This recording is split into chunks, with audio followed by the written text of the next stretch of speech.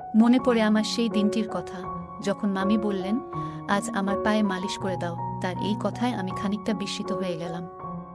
তারপর আমি মামির পায়ে মালিশ করতে শুরু করলাম।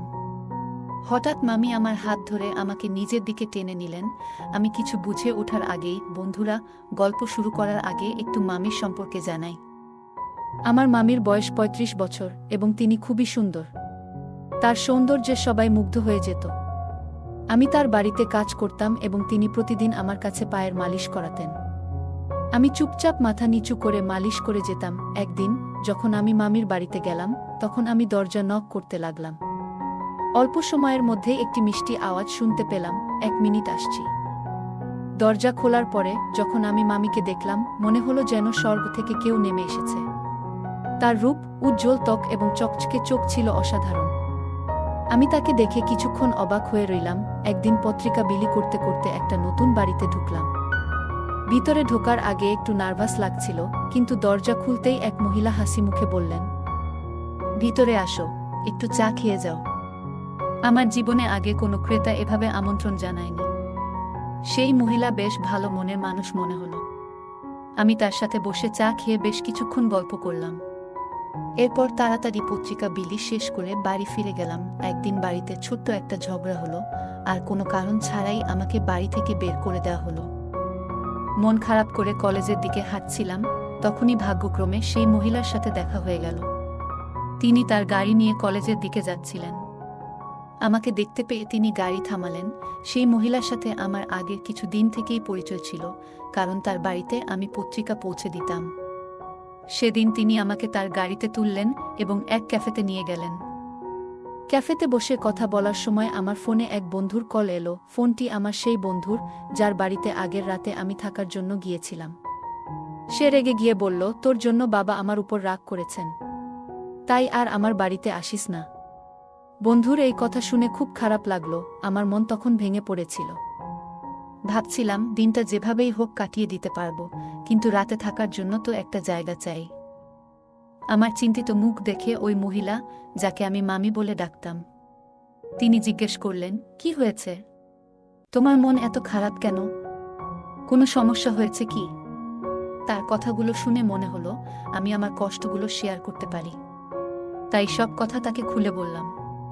তিনি আমার কথা শুনে মৃদু হেসে বললেন, জানো, আমি অনেক দিন ধরেই একটা সাহায্যকারী খুঁজছিলাম। আমার বাড়িটা বড়, আর আমি একা সবকিছু সামলাতে পারি না। তুমি যদি চাও তাহলে এখানে থেকে আমার কাজে সাহায্য করতে পারো। কিছুদিন আগে বাড়ির পুরনো কর্মচারী গ্রামে চলে গিয়েছিল এবং সে আর ফিরে আসতে চাইছিল না। মামি বললেন, আমার এত বড় বাড়ি একা সামলানো সম্ভব নয়। তুমি যদি চাও এখানে থাকতে পারো। থাকার জায়গা, খাবার আর মাসে ১৫,০০০ টাকা সম্মানীয় পাবে। তার কথা শুনে আমি অবাক না হয়ে পারলাম না, কারণ তিনি আমার সব প্রশ্নের উত্তর একসঙ্গে দিয়ে দিলেন।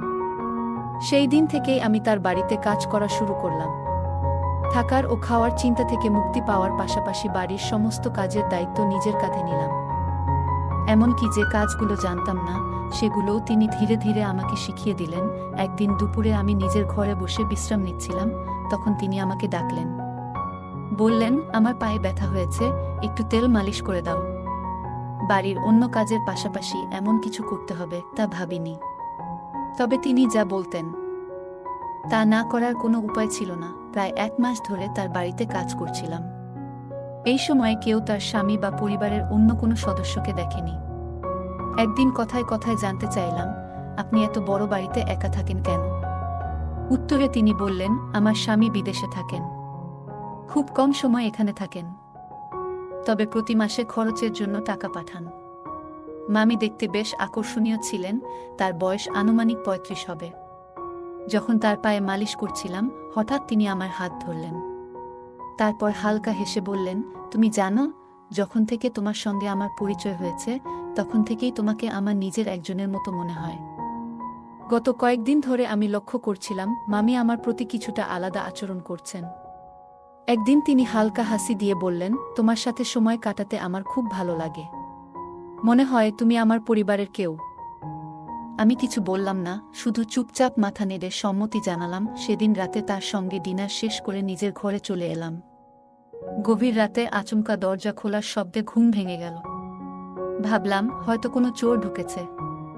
বাইরে গিয়ে দেখি একজন অদ্ভুত পোশাক পরা লোক দাঁড়িয়ে আছে, আর মামি তার সাথে কথা বলছেন। লোকটি চলে গেলে আমি জিজ্ঞেস করলাম, কে ছিলেন উনি? মামি হাসি দিয়ে বললেন, ও আমার দূরের এক আত্মীয়। মাঝে মাঝেই আসে টাকা চাইতে। আজও তাই এসেছিল। কথাটা শুনে কিছু না বলে আমি ঘরে চলে যাচ্ছিলাম।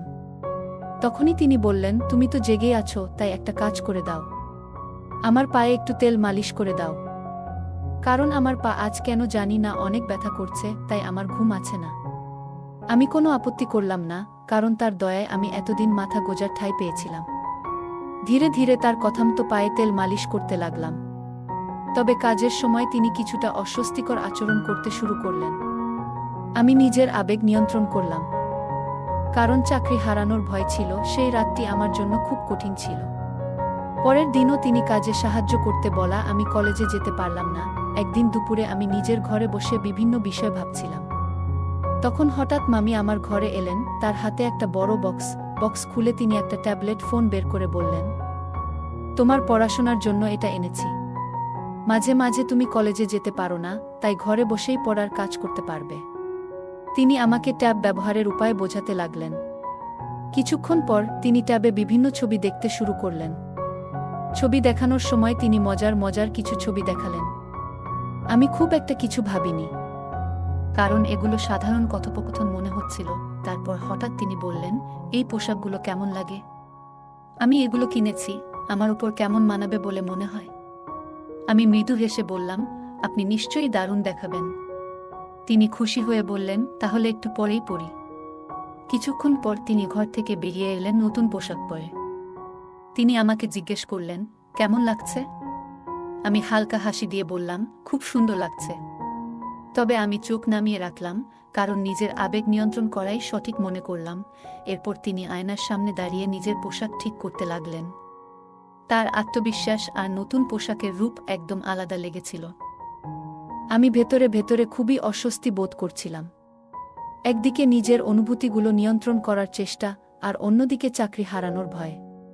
বাড়ি থেকে বের করে দেওয়ার পর এখানেই আমার থাকার সব ব্যবস্থা হয়েছে, তাই এখানে থাকাটাই ছিল আমার জন্য গুরুত্বপূর্ণ। হঠাৎ করে মামি আমাকে জিজ্ঞেস করলেন, তোমার কাছে আমি কেমন লাগছি? আমি কিছুটা নার্ভাস হয়ে বললাম, আপনি খুবই সুন্দর লাগছেন। এই রূপ আপনার স্বামীকে দেখানো উচিত। দেখবেন তিনি বিদেশ থেকে দৌড়ে চলে আসবেন। তিনি আমার কথায় মৃদু হেসে বসলেন, তবে একটু পর মুখ গোমড়া করে বিছানায় বসে পড়লেন। কিছুক্ষণ পর তিনি বললেন, আমার স্বামীকে ভিডিও কলে এই সাজ দেখালেও কোনো লাভ নেই। তার কাছে তার কাজই সব। আমি শান্তভাবে বললাম, আপনি খুবই আকর্ষণীয় একজন মানুষ। তবে আপনার স্বামী হয়তো কাজ নিয়ে বেশি ব্যস্ত। তিনি মৃদু হাসি দিয়ে বললেন, আমার বয়স এখন ৩৫। তবুও তিনি কখনো পরিবার নিয়ে ভাবেননি। আমি এখন একাই জীবনযাপনে অভ্যস্ত, তবে মাঝে মাঝে মনে হয় জীবনে একজন সঙ্গীর প্রয়োজন, যে আমাকে ভালোবাসা এবং আনন্দ দিতে পারবে। তার কথাগুলো শোনার পর আমি আর কোনো কথা বললাম না। মনে হলো তিনি তার মনের কষ্টগুলো ভাগ করে নিচ্ছেন। মামি মৃদু কণ্ঠে বললেন, যদি আমার স্বামী আমাকে সত্যিই বুঝতেন, তবে আজ এই দিন দেখতে হতো না। আমি কারো সমর্থনের জন্য এভাবে অপেক্ষা করতাম না। তার চোখে জল এসে গেল। এরপর বললেন, তোমাকে দেখে আমার বিশ্বাস হয় তুমি কখনো আমাকে হতাশ করবে না। আমি বুঝতে পারছিলাম তিনি হয়তো ধীরে ধীরে নিজের একাকিত্বের কথা শেয়ার করছেন। তিনি সামনের চেয়ারে আধো পোশাকে বসে রইলেন। আমি অস্বস্তি বোধ করছিলাম এবং নিজেকে সামলাতে সেই ঘর থেকে বেরিয়ে এলাম। বুঝতে পারছিলাম সেখানে থাকলে নিজের উপর নিয়ন্ত্রণ রাখা কঠিন হয়ে যাবে। রাতে রান্নাঘরে যখন আমি রাতের খাবার প্রস্তুত করছিলাম, তখন হঠাৎ তিনি রান্নাঘরে এলেন। আমি গরম দুধ আগে থেকেই তৈরি করে রেখেছিলাম। তিনি দুধের পাত্রটি তুলে নিচে রাখছিলেন, কিন্তু অসাবধানতাবশত সেই গরম দুধ আমার পায়ের উপর পড়ে গেল। পা জ্বলে যাওয়ায় আমি যন্ত্রণায় চিৎকার করতে লাগলাম। মামি দ্রুত আমাকে তার ঘরে নিয়ে গেলেন এবং কুলিং ক্রিম দিয়ে আমার পায়ে মালিশ করতে শুরু করলেন। আমি ততক্ষণে সাধারণ প্যান্ট পরা অবস্থায় তার সামনে শুয়েছিলাম, কিন্তু আমার সমস্ত মনোযোগ ছিল পায়ের ব্যথার উপর। পায়ের ব্যথায় অনেক কষ্ট পাচ্ছিলাম। তিনি অনুশোচনায় ভেঙে পড়ে বললেন, তোমার এমন কষ্টের জন্য আমিই দায়ী। আমি আসলেই ভুল করেছি, নিজেকে ক্ষমা করতে পারছি না। তার কথাগুলো শুনে আমি তাকে শান্ত করার চেষ্টা করলাম, কারণ তার চোখে অনুশোচনা স্পষ্ট ছিল। মামি হঠাৎ নিজেকে দোষারোপ করতে লাগলেন এবং নিজের হাত দিয়ে নিজের গালে চড় মারতে শুরু করলেন। এই দৃশ্য দেখে আমি হতবাক হয়ে গেলাম। তখন আমি তার হাত ধরে থামালাম এবং বললাম, আপনার কোনো দোষ নেই। যা হওয়ার ছিল তা হয়ে গেছে। আমরা অতীত বদলাতে পারব না। এখন নিজেকে দোষ দেওয়া বন্ধ করেন। তার চোখ দিয়ে জল গড়িয়ে পড়ছিল। আমি এগিয়ে গিয়ে তার চোখের জল মুছে দিলাম। কিন্তু হঠাৎ তিনি আমার আহত পায়ে হাত রাখলেন আর আমার মুখ দিয়ে যন্ত্রণার শব্দ বেরিয়ে গেল। তিনি সঙ্গে সঙ্গে সরে গেলেন। আমি একজন ২০ বছরের তরুণ আর তিনি ৩৫ বছরের একজন পরিপক্ব নারী। এমন পরিস্থিতি আমি কল্পনাও করিনি।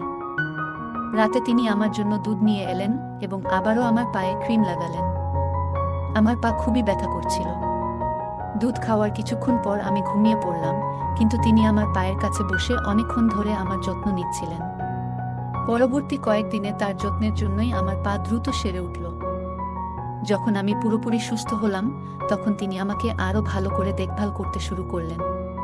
প্রতি রাতেই দুধ খাওয়ার ব্যবস্থা করতেন এবং সবসময় আমার ভালো থাকার জন্য চিন্তিত থাকতেন। একদিন সন্ধ্যায় তিনি আমাকে তার ঘরে ডাকলেন। আমি ঘরে ঢুকে দেখলাম তিনি শুধু একটি তোয়ালে জড়িয়ে আছেন। এই দৃশ্য দেখে আমি খানিকটা অস্বস্তিতে পড়ে গেলাম, কারণ আমি তাকে অনেক সম্মান করতাম। তিনি আমার আশ্রয়দাতা। তিনি তার বিছানার ওপর রাখা শাড়িগুলোর দিকে ইঙ্গিত করে বললেন, আজ আমি তোমার পছন্দের একটি শাড়ি পরব। একটু বাইরে যেতে চাই, তাই তুমি যেটা বলবে সেটাই পরব। আমি শাড়িগুলোর মধ্যে থেকে একটি বেছে দিয়ে বললাম, এটি আপনার জন্য একদম মানানসই হবে। আজ মামির আচরণ খুবই আলাদা ছিল। মনে হচ্ছিল তিনি হয়তো প্রথমবার সাদা সালোয়ার কামিজ পরেছেন। সারা দিন আমাকে সাহায্যের জন্য ডেকে চলেছেন। আমি তার সাজগোজে সাহায্য করছিলাম আর তাকে আরও সুন্দর লাগানোর জন্য তিনি আমার পরামর্শ নিচ্ছিলেন। যখন তিনি সেজে উঠলেন, তখন আমাকে জিজ্ঞাসা করলেন, কেমন লাগছে আমাকে? আমি বললাম, আপনাকে সবসময় সুন্দর লাগে, আজও অসাধারণ দেখাচ্ছে। এই কথা শুনে তিনি আনন্দে আমাকে জড়িয়ে ধরলেন। তারপর তিনি তার ফোন বের করে আমাদের দুজনের কয়েকটি ছবি তুলে নিলেন। আমি কিছুটা অবাক হয়ে ভাবছিলাম, মামি হঠাৎ এইসব কেন করছেন? তখন আমি তাকে বললাম, মামি, আমি মাত্র ২০ বছর বয়সী। আপনি আমার সঙ্গে যা করছেন তা নিয়ে একটু ভাবা উচিত। এই কথা শুনে মামি কিছুটা রেগে গেলেন এবং বললেন, তুমি এত কথা কেন বলছো? আজকের দিনটি আমার জন্য খুবই গুরুত্বপূর্ণ, কারণ আজ আমার জন্মদিন। আমি চেয়েছি এই দিনটি তোমার সঙ্গে উদযাপন করব। এখন আর কোনো প্রশ্ন করবে না। এরপর তিনি আমাকে তার ঘরে নিয়ে গেলেন। ঘরে গিয়ে তিনি মিউজিক চালালেন এবং আমাকে তার সঙ্গে নাচতে বললেন। নাচের সময় হঠাৎ আমার পা ফসকে গেল এবং আমি মেঝেতে পড়ে গেলাম। আমার হাতেও ব্যথা পেলাম। তিনি আমাকে তৎক্ষণাৎ বিছানায় শুইয়ে দিয়ে আমার হাতে মালিশ শুরু করলেন। কিন্তু মালিশ করতে করতে তার আচরণ কিছুটা অদ্ভুত হতে লাগল। আমি পরিস্থিতি বুঝে নীরব থাকলাম এবং তার সাহায্য নিতে থাকলাম। কিছুক্ষণ পর আমি চোখ বন্ধ করলাম, কিন্তু ঘুম আসছিল না। তখন হঠাৎ দেখি মামি একটি গ্লাসে দুধ নিয়ে ঘরে ঢুকলেন। তিনি গ্লাসটি নিজের হাতে ধরে আমাকে খাওয়ালেন। রাতে মামি আমার পায়ের ব্যান্ডেজ খুলে দেখলেন। তিনি জানতে চেয়েছিলেন যে আমার পায়ের জখম কতটা ভালো হয়েছে।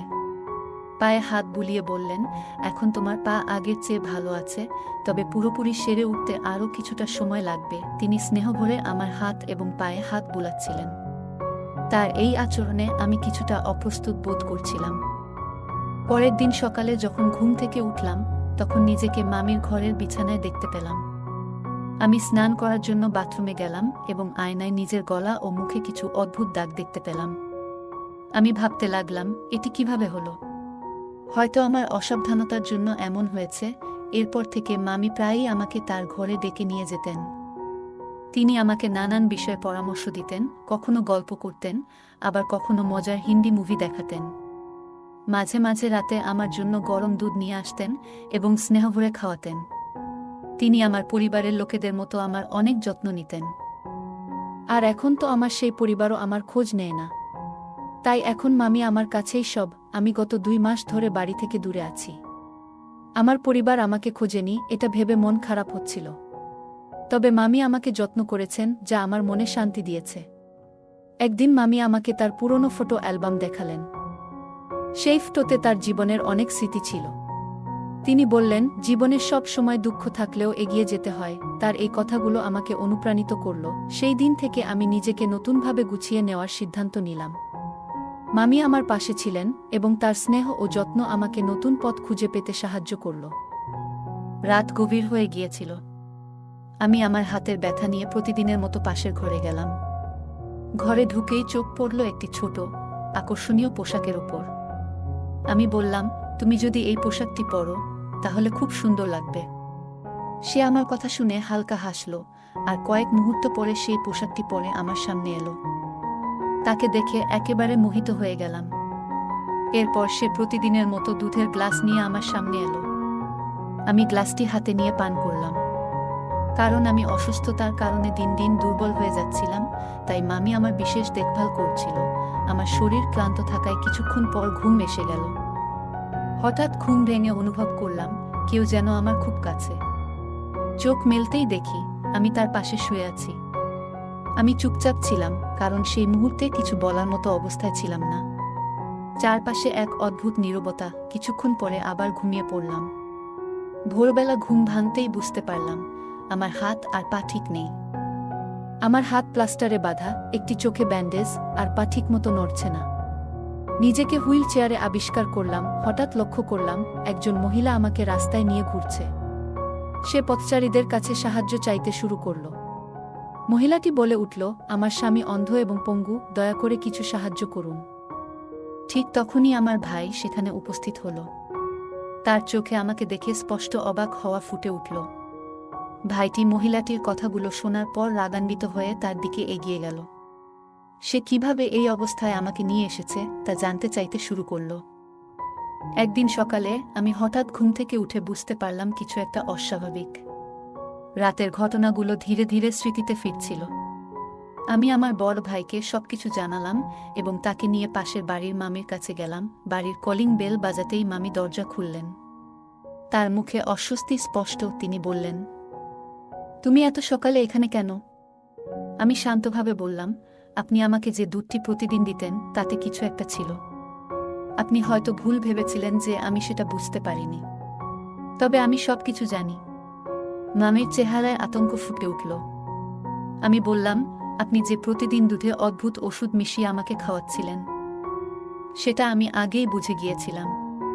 আমি তখন থেকেই দুধ পরীক্ষা করতে শুরু করি এবং একদিন দেখি আপনি কিভাবে ওষুধ মিশিয়ে দিচ্ছেন। আমি আরও যোগ করলাম, আপনার উদ্দেশ্য বুঝতে পারার পর আমি সেই ওষুধ ফেলে দিয়ে এর পরিবর্তে শর্করাবিহীন সাধারণ ট্যাবলেট ব্যবহার করতাম।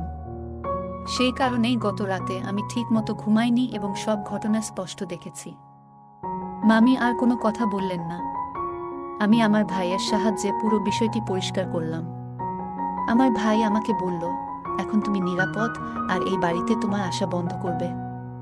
এরপর আমি নিজেকে প্রতিজ্ঞা করলাম, আর কখনো এমন ভুল করব না যাতে কারো ফাঁদে পড়তে হয়। আমি আগে থেকেই আমার অবস্থানের খবর আমার বড় ভাইকে পাঠিয়েছিলাম। তিনি দ্রুত সেখানে পৌঁছে যান এবং তার সঙ্গে এক নারী পুলিশও ছিলেন। মামিকে দেখেই পুলিশ তাকে চড় মারলেন। চড় খাওয়ার পর মামি সব সত্যি কথা বলতে শুরু করলেন। আসল সত্যি হলো, মামির স্বামী বিদেশে ছিলেন না। যাকে তিনি আমার কাছে ভাই হিসেবে পরিচয় করিয়ে দিয়েছিলেন তিনিই তার স্বামী। সে কোনো মানসিক সমস্যাগ্রস্ত ছিল না, বরং মামি এবং তার স্বামী মিলে শিশুদের পাচারের সঙ্গে জড়িত ছিল। তারা শিশুদের শারীরিকভাবে অক্ষম করে ভিক্ষা করতে বাধ্য করত। আমাকেও তারা সেই পথে ঠেলে দিতে চেয়েছিল। মামি আমাকে প্রতিদিন দুধে নেশাজাতীয় ওষুধ মিশিয়ে খাওয়াতেন যাতে আমি অচেতন হয়ে যাই এবং তাদের পরিকল্পনার শিকার হই। কিন্তু আমি সময়মতো নিজের ভাইয়ের সাহায্য নিই। সেই কারণেই আজ আমি মুক্ত। আমার ভাই মামি এবং তার স্বামীকে গ্রেপ্তার করতে সাহায্য করেন। পরবর্তী সময়ে ভাই আমাকে বললেন, তুমি আজ সত্যিই সাহসিকতার উদাহরণ সৃষ্টি করেছ। তবে মনে রেখো, বাইরের পৃথিবীতে অনেক মানুষ আছে যারা শুধু তোমার দুর্বলতার সুযোগ নিতে চায়। কিন্তু তোমার পরিবারই একমাত্র যারা সবসময় তোমার ভালো চায়। আমার ভাই আমাকে সেদিন অনেক গুরুত্বপূর্ণ কিছু বোঝালেন। তিনি বললেন, এই পৃথিবীতে বাইরের মানুষ অনেক সময় আমাদের ক্ষতি করার চেষ্টা করে, কিন্তু মনে রেখো, পরিবারই আমাদের আসল শক্তি, আমাদের নিরাপত্তার ঢাল। তাই কোনো ভুল সিদ্ধান্ত নেওয়ার আগে আমাদের সবসময় পরিবারের কথা মনে রাখা উচিত। ভাইয়ের কথা আমার মনে গভীর ছাপ ফেলল। আমি তাকে কথা দিলাম, আজ থেকে আর কখনো এমন ভুল করব না। আমি পরিবারের পরামর্শ মেনে চলব। ভাই আমাকে জড়িয়ে ধরলেন।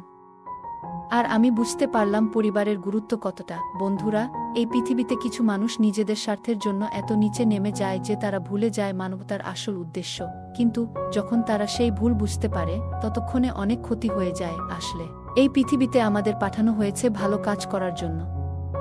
যদি আমরা সঠিক পথে চলি, তাহলে আমাদের কখনো ভুল করার প্রয়োজন হবে না।